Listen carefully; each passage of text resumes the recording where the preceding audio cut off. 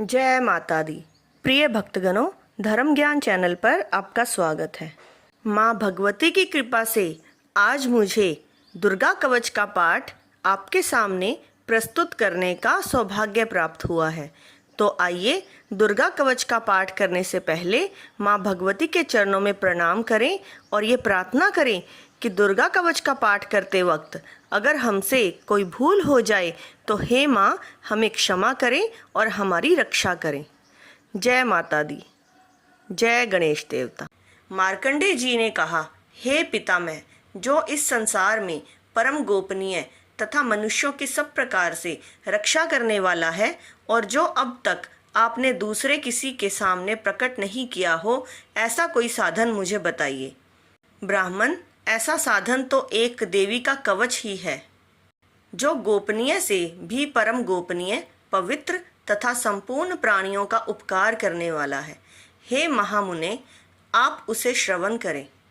प्रथम नाम शैलपुत्री है, दूसरी मूर्ति का नाम ब्रह्मचारिणी है, तीसरा स्वरूप चंद्रघंटा के नाम से प्रसिद्ध है, चौथी मूर्ति को कुष्मांडा कहते हैं, पांचवी दुर्गा का नाम सकंद माता है, देवी के छठे रूप को कात्यायनी कहते हैं, सातवां कालरात्रि और आठवां स्वरूप महागौरी के नाम से प्रसिद्ध है, नवीं दुर्गा का नाम सिद्धिदात्री है। ये सब नाम सर्वज्ञ महात्मा वेद भगवान के द्वारा ही प्रतिपादित हुए हैं। जो मनुष्य अग्नि में जल रहा हो, रणभूमि में शत्रुओं से घिर गया हो, विषम संकट में फंस गया हो तथा इस प्रकार भय से आतुर होकर जो भगवती माता की शरण में प्राप्त हुए हों, उनका कभी कोई अमंगल नहीं होता। युद्ध समय संकट में पड़ने पर भी उनके ऊपर कोई विपत्ति नहीं दिखाई देती, उनको शोक, दुख और भय की प्राप्ति नहीं होती। जिन्होंने भक्तिपूर्वक देवी का स्मरण किया है, उनका निश्चय ही अभ्युदय होता है। देवेश्वरी, जो तुम्हारा चिंतन करते हैं, उनकी तुम निसंदेह रक्षा करती हो। चामुंडा देवी प्रेत पर आरूढ़ होती हैं, वाराही भैंसे पर सवारी करती हैं, इंद्री का वाहन ऐरावत हाथी है, वैष्णवी देवी गरुड़ पर ही आसन जमाती हैं, माहेश्वरी वृषभ पर आरूढ़ होती हैं, कौमारी का मयूर है, भगवान विष्णु की प्रियतमा लक्ष्मी देवी कमल के आसन पर विराजमान है और हाथों में कमल धारण किए हुए हैं। वृषभ पर आरूढ़ ईश्वरी देवी ने श्वेत रूप धारण कर रखा है। ब्राह्मी देवी हंस पर बैठी हुई हैं और सब प्रकार के आभूषणों से विभूषित हैं। इस प्रकार ये सभी माताएं सब प्रकार की योग शक्तियों से संपन्न हैं। इनके सिवा और भी बहुत सी देवियां हैं जो अनेक प्रकार के आभूषणों की शोभा से युक्त तथा नाना प्रकार के रत्नों से सुशोभित हैं। ये संपूर्ण देवियां क्रोध में भरी हुई हैं और भक्तों की रक्षा के लिए रथ पर बैठी दिखाई देती हैं। ये शंख, चक्र, गदा, शक्ति, हल और मूसल, खेटक और तोमर, परशु तथा पाश, कुंत और त्रिशूल एवं उत्तम शाड़क धनुष आदि अस्त्र शस्त्र अपने हाथ में धारण करती हैं। दैत्यों के शरीर का नाश करना, भक्तों को अभयदान देना और देवताओं का कल्याण करना, यही उनके शस्त्र धारण का उद्देश्य है। महान रुद्र रूप, अत्यंत घोर पराक्रम, महान बल और महान उत्साह वाली देवी, तुम महान भय का नाश करने वाली हो, तुम्हें नमस्कार है। तुम्हारी ओर देखना भी कठिन है। शत्रुओं का भय बढ़ाने वाली जगदम्बिका, मेरी रक्षा करो। पूर्व दिशा में इंद्र शक्ति, मेरी रक्षा करो। अग्निकोण में अग्नि शक्ति, दक्षिण दिशा में वाराही तथा नैऋत्य कोण में खड्गधारिणी मेरी रक्षा करें। पश्चिम दिशा में वारुणी और वायव्य कोण में मृग पर सवारी करने वाली देवी मेरी रक्षा करें। उत्तर दिशा में कुमारी और ईशान कोण में शूलधारिणी देवी रक्षा करें। ब्रह्माणी, तुम ऊपर की ओर से मेरी रक्षा करो और वैष्णवी देवी नीचे की ओर से मेरी रक्षा करें। इसी प्रकार शव को अपना वाहन बनाने वाली चामुंडा देवी दसों दिशाओं में मेरी रक्षा करें। जया आगे से और विजया पीछे की ओर से मेरी रक्षा करें। वाम भाग में अजिता और दक्षिण भाग में अपराजिता रक्षा करें। उद्योतिनी शिखा की रक्षा करें। उमा मेरे मस्तक पर विराजमान होकर रक्षा करें। ललाट में माला धरी रक्षा करें। और यशस्विनी देवी मेरी बाहों का संरक्षण करें। बाहों के मध्य भाग में त्रिनेत्रा और नथनों की यम घंटा देवी रक्षा करें। नासिका में सुगंधा और ऊपर के ओंठ में चर्चिका देवी रक्षा करें। नीचे के ओंठ में अमृत कला तथा जीवा में सरस्वती रक्षा करें। कौमारी दांतों की और चंडिका कंठ प्रदेश की रक्षा करें। चित्र घंटा गले की घंटी और महामाया तालु में रहकर रक्षा करें।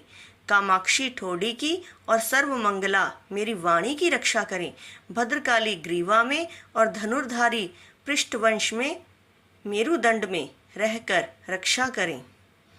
कंठ के बाहरी भाग में नीलग्रीवा और कंठ की नली में नलकुबरी रक्षा करें।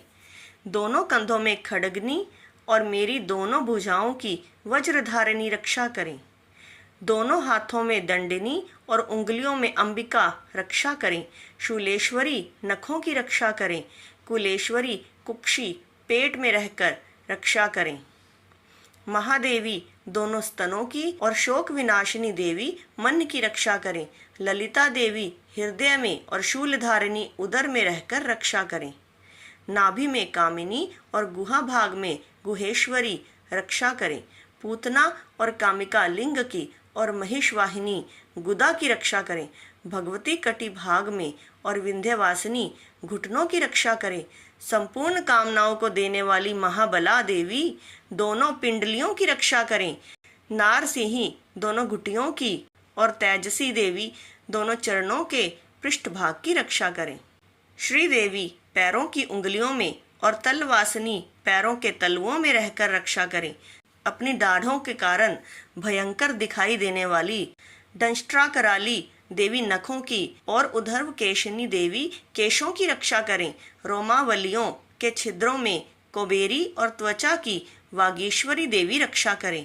पार्वती देवी रक्त मज्जा वसा मांस हड्डी और मेद की रक्षा करें। आंतों की कालरात्रि और पित्त की मुकुटेश्वरी रक्षा करें। मूलाधार आदि कमल कोशों में पद्मावती देवी और कफ में चूड़ामणि देवी स्थित होकर रक्षा करें।